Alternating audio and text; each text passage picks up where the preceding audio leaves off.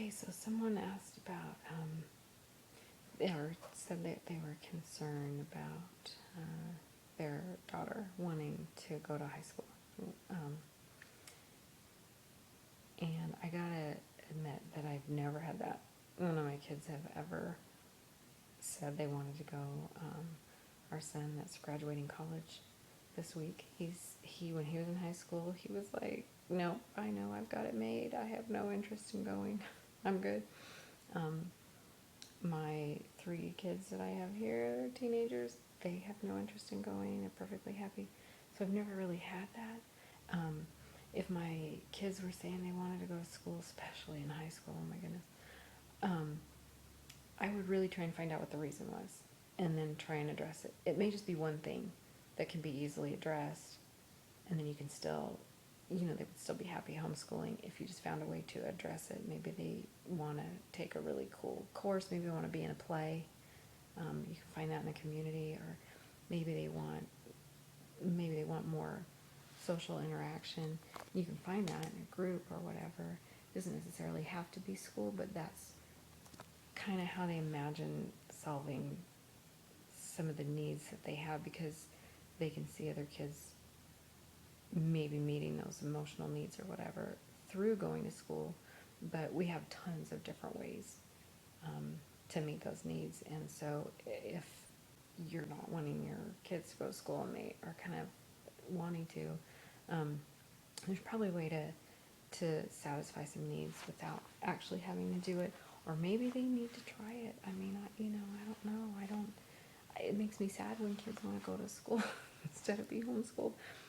But it may be something they actually might need to try. And, we can't, I don't know. I'm opposed to my kids trying it. But, I do know that for some people it might be something that's necessary. We can't discount what they feel or what they might really need. So I think really having a good conversation about what it is that's causing them to want to go to school would be the best way to start, and then try and address it, through whatever means that can be satisfying to both the parents and the students. I wanted to talk about the college stuff for a couple minutes. Like I said, I watched a couple of scopes that were really terrific about being prepared for college admissions and entrances. But I just wanted to say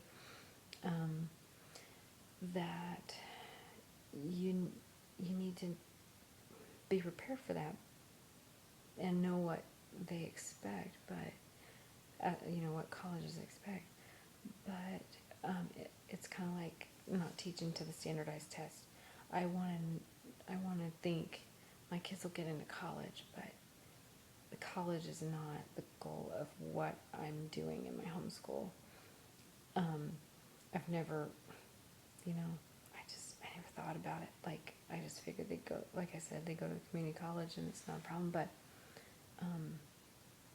I wouldn't want to decide what to do in my homeschool based on what I think college needs or wants to see. You can still do what you want to do for school, and then you can afterward plug it into whatever classes need to be shown or whatever. My oldest, when he was getting ready to start at the community college, he got a piano scholarship, and they wouldn't give him the money without a diploma.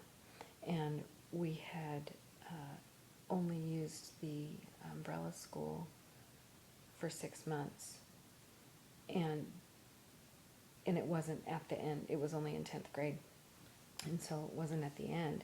And then so you don't get a diploma. So we were like, well, where am I going to get a diploma? So I called the umbrella school, and because we had been with them for 6 months, 2 years earlier, they issued the diploma. But I had to go through all of the stuff that my son had done and give them, tell them what he had done for all of high school, because I hadn't kept up with them. I do now for the other kids. I just keep them every year, and so I don't have to do that again at the end of high school. But we just had this amazing counselor, and she just asked me everything he had done, and she just put it into a transcript and they sent the transcript, then they issued the diploma, and I did that all at the end. And like I said, I'm not a record keeper, so I hadn't been keeping any. I mean, we kind of like written down what credits he got because, we wanted to do that, but that was pretty much it. We kind of knew what textbooks he used for some. His education at home was a little more textbooky than I do now because it was several years ago, and I hadn't realized how much I disliked them. But actually, he liked textbooks. He really did well, and he actually learned a lot. So there's a place for everything in someone's home, right? So we just we went over it all at the end, and he was fine in college. He's totally been like a 4.0 student the whole time, and it he did fine. They'll do fine. They learn how to learn at home, and they'll do fine, even if you don't teach towards going to college. Now, some people disagree with that, and for them, maybe that just won't work. I mean, I know there are a lot of people who are very concerned about getting the lab in with the science or getting the math or whatever it is, and that's fine. I mean, do it. If that's a concern, you need to make sure ahead of time. Then make sure ahead of time. I mean, that's totally fine. I'm not saying, oh, just go along, do whatever, and then it'll all work out. You don't want to be stressed about it. It stresses me to worry about it a lot up front. I know what's needed. I know, I kind of go with the state's requirement for the number of credits and stuff, and I try and make sure we're going to meet those so that it'll be fine. But, I can't stress myself out worrying about that. It's causes my daughter that's going to be a senior kind of some stress. She's like, I gotta have this, and I'm like, just relax, you're fine, you're fine, you're doing what you need to do, and you can't learn what's not next anyway. You only can learn the next thing anyhow, right? So if it takes you 3 years to learn algebra 1 and 2 or whatever, that's just gonna be, you're just gonna have algebra credit. I mean, whatever it is, you can only learn what you can learn next anyhow. So I just felt like that was stressful to worry about it up front. And she didn't want to like cut up lab specimens, dissections, because she has an emotional thing about like the animals. And I'm not, I'm gonna make her do it. I'm not gonna make her do that and get her all upset. So, but everybody just has their needs, right? And you've got to address them. I wanted to mention that I think high school is easier to teach than younger kids, right? So when they're younger, they don't know how to read. You've got to teach them how to read. I'm telling you, once everybody learned how to read, I was so relieved. It's like getting everybody potty trained, right? So, and they have their skills pretty well in hand.